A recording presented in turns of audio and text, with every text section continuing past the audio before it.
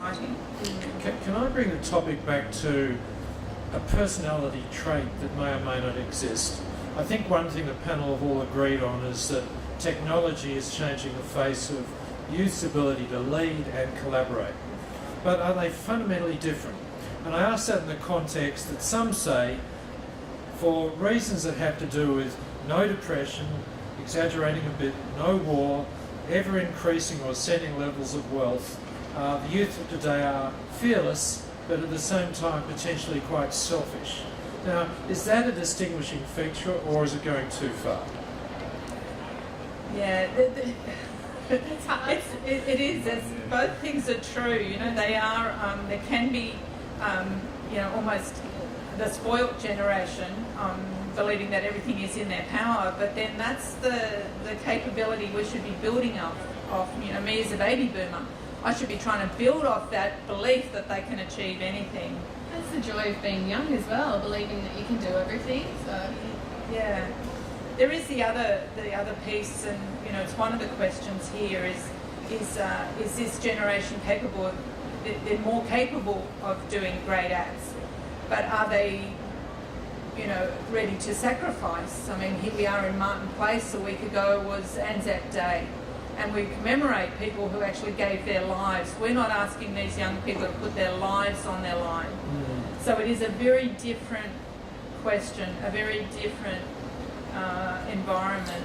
Joe, when you look at your parents' generation or grandparents' generation, are they different people to the people yourself and the people you see around you? Well, look, I think it's very difficult to generalise and necessarily label a generation with a particular trait or personality. Going back to what you said about sort of the challenges we face, I beg to differ. I think we actually face incredibly sort of difficult challenges to overcome. If you consider climate change, the prospects of peak oil, economic crises we're facing at the moment, as well as sort of the ongoing issues of social inequality, poverty, and war that's still occurring, I think really there's a lot of pressure on us. And although you can ask the question, yes, just because we have greater resources available, technology allows us to do greater things, does that necessarily mean we're going to do them? I think sort of, yes, we are capable, and yes, we will. Yeah. What do you say, Krystal? I always say the best qualities that any young people can have is kindness, empathy, and understanding. Do you think that those are qualities that you see in all of your peers nowadays? That's something that, my grandparents and my mother have taught me, and I just hope that it's not going to skip a generation, because, when I'm out, my friends will take 4 different photos and they'll pick the best one to put on Facebook, and I just kind of think,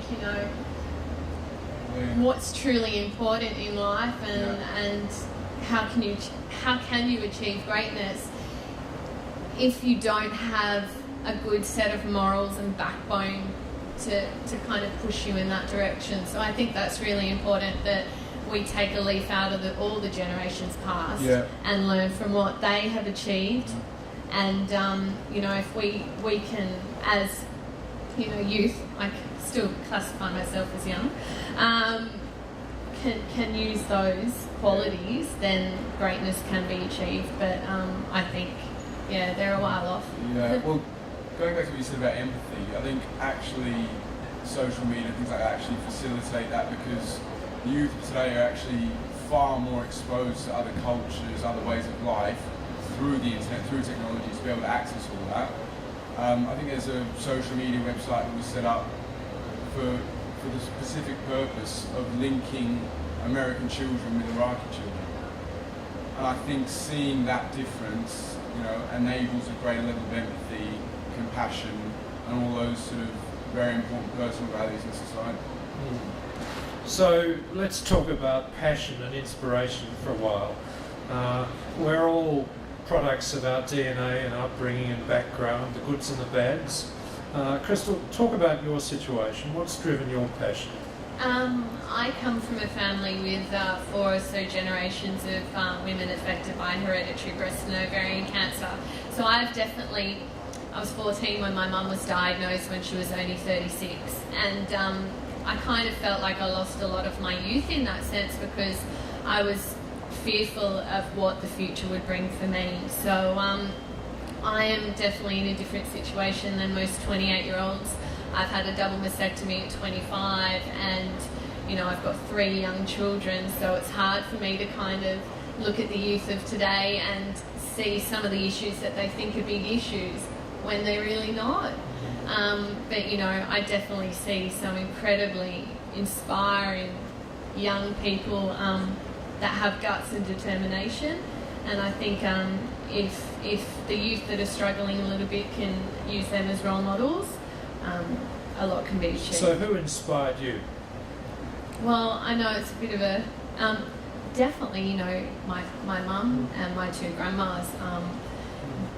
Just an example, my grandma on my mum's side, she was diagnosed with breast cancer when she was 44. At the same time, her mother was dying of breast cancer when she was 68.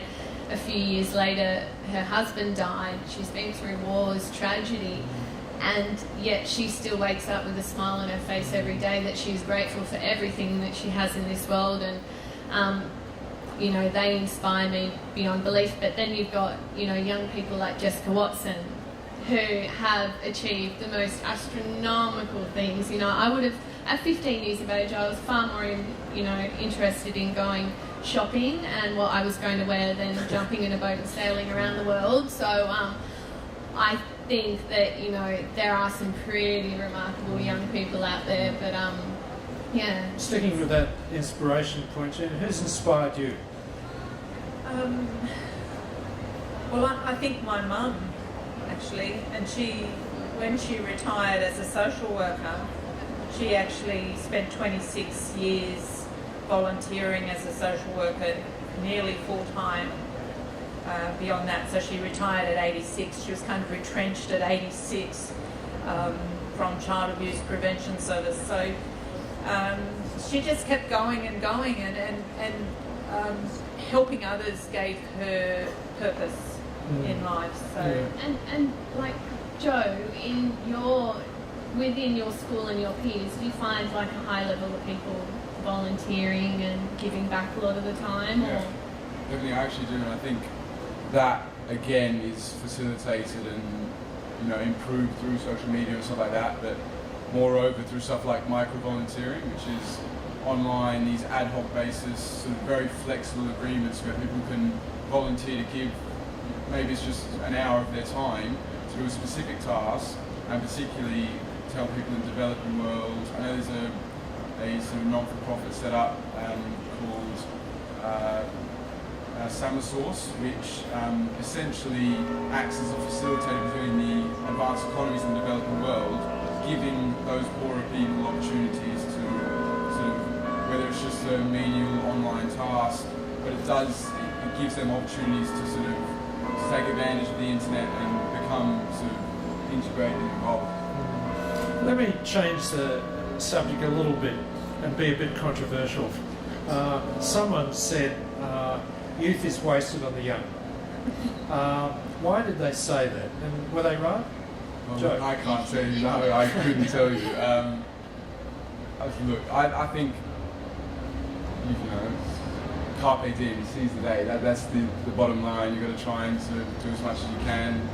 In terms of how I was inspired, particularly through my work organising a TEDx conference, I'm not going to embarrass my mum and dad because they'll probably see this. But from that conference, what I was inspired by was actually other people, and considering stuff like in India, the Indian Ministry of Education has just released. It's a low-cost tablet, so like an iPad, probably a bit more simplistic. It's called the UB Slate, and they estimated that initially to cost $35, and that's very cheap. With economies of scale, that decreases to $10 a unit. So effectively, they're producing, iPad 2s for $10 each. Their aim is to give one for free to every single university student in India. So the prospect that those people then could access my event and be inspired, be educated, be challenged, that's what gave me the purpose and inspired me. Good.